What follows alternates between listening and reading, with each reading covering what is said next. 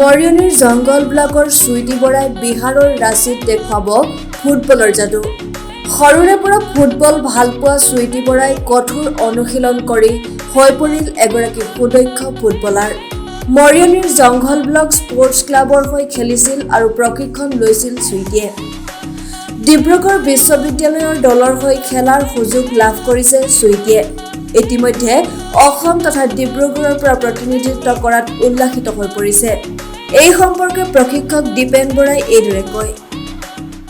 আমাৰ জংগল ব্লক প্ৰশিক্ষণ কেন্দ্ৰৰ এগৰাকী নিয়মীয়া প্ৰশিক্ষাৰ্থী আৰু তেওঁ ডিব্ৰুগড় ইউনিভাৰ্চিটি হৈ ঝাৰখণ্ডৰ ৰাঁচীত তেওঁ ডিব্ৰুগড় ইউনিভাৰ্চিটি হৈ প্ৰতিনিধিত্ব কৰিবলৈ গৈছে। তেওঁ ইয়াত সুযোগ লাভ কৰিছে আৰু ইয়াৰ আগতেও আজি দুমাহৰ পূৰ্বে তেওঁ অসমৰ হৈ আই লীগৰ কোৱালিফাইং মেচত দিল্লীত খেলিবলৈ গৈছে আৰু তেওঁ বাৰে বাৰে সুযোগ পোৱাৰ কাৰণে আমাৰ জংগল ব্লক প্ৰশিক্ষণ কেন্দ্ৰৰ পৰা আমি তেওঁক ধন্যবাদ জনাইছোঁ আৰু তেওঁ উজ্জ্বল ভৱিষ্যত কামনা কৰা হৈছে। News desk report Assam TV.